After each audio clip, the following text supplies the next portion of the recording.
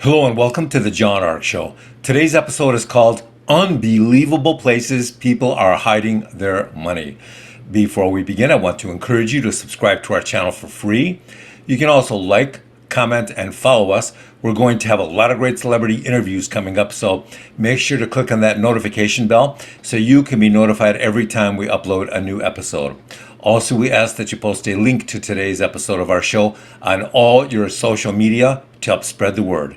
Now, let's get started. More and more people out there are very worried about the economy. They think it's getting worse, not better.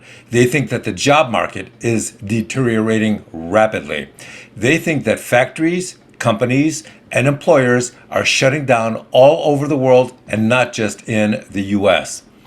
They believe that U.S. unemployment numbers are inaccurate, deliberately so, and don't really reveal how many people out there are really losing their quality jobs and even their second and third tier jobs, which pay much less. But even those jobs are precious to people.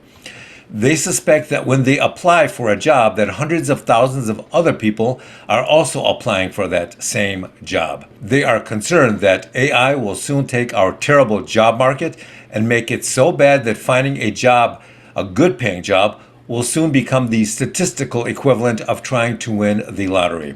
They're seeing banks going bust on a regular basis, and they're getting very concerned. So what are a lot of these people doing?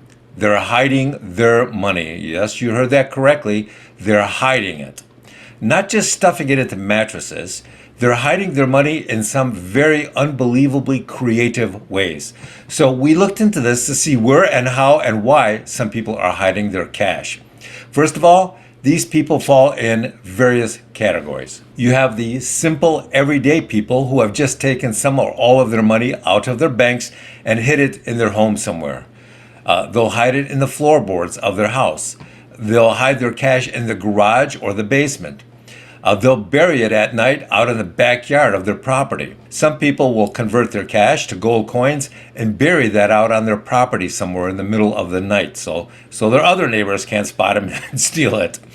Now, a lot of people will hide their cash in several places just to be extra careful. Some people will hide their cash in fake cans of food somewhere in the house. Some people will hide their money in the walls of their homes or their garage.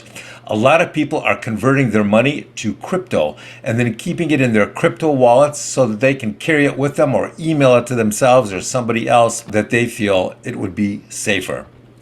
If we had to guess, we suspect that converting your cash to crypto and then hiding it that way was probably one of the more popular ways for people to conceal or move their cash these days. Then there are people who are concerned about the economy failing or their money being seized for some strange, bizarre reason. People in this group are always hiding their money in interesting ways. Now, most of what these people are doing appears to be perfectly legal, but it also reveals a growing concern for the stability, safety, and trustworthiness of the economy and our financial system, and the steps people are taking to hang on to what little they have. These people are so concerned that many of them are afraid about the future of our currency and the effect that inflation will have on it. I think that most people still don't understand what inflation really is. Inflation is a thief. Let me give you an example. If you had some guy come by your house each year, once a year, and demand that you give him 10% of your money at gunpoint, then you would feel like you were being robbed. Well, that's exactly what inflation is doing, only instead of pointing a gun at your wallet and taking 10% of your cash by force, inflation is quietly slipping into your life, surrounding all aspects of your life, and forcing you to pay for everything you buy at a higher price. That means it costs you 10% more to purchase things every year throughout the year. And in some instances, it's costing you more. It's just the same as being robbed on the street, but it's quieter and more subtle and pervasive and more difficult to evade. So what are some of the other ways that people are trying to hide or protect their wealth? Well, a lot of them are converting their cash to gold, silver, or cash generating rental property. They're also acquiring businesses or they're purchasing intellectual property that they hope will generate money for them. Over the last few years, a lot of ultra wealthy business people are looking to start businesses that can use AI to generate income for them. They hope that the explosive growth of AI will help them generate money in some new and very effective ways. The criminals out there have always been really good at hiding their income. One of the ways they do that is to run their money through the shell companies or restaurants or retail stores so that it can appear to be legitimate when it comes out the other end. But in reality, they're just laundering their money. So what are some of the more unbelievable ways that people are hiding or concealing their cash to protect themselves? Well, a lot of the ultra wealthy are converting their cash to fractional ownership rights in extremely expensive artworks that they hope will appreciate over time. One such company in New York is called Masterworks. It's a place to invest in shares of high-end contemporary art pieces.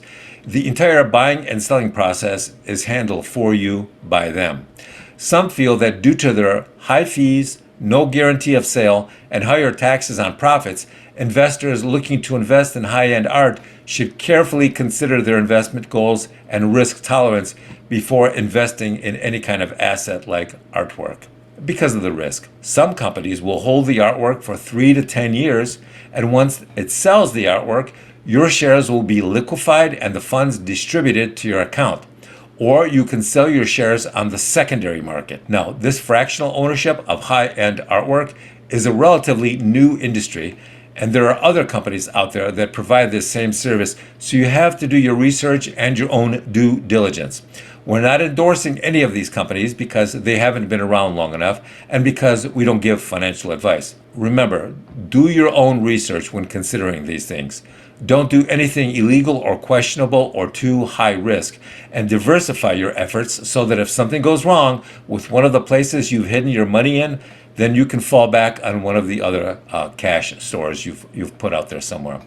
Another place that people are moving their money to is the purchase of companies and organizations that have just gone bankrupt. They feel they can buy these places at a bottom dollar and then turn them around and make them profitable companies down the road. Some of them do, and some of them don't. So you never know, but at least the risk is much lower when you're purchasing them at that low price, during or post bankruptcy.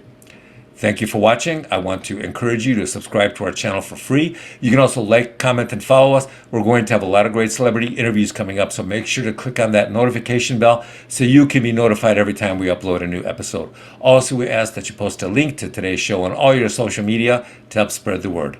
Thank you, and we shall talk to you soon. Bye-bye.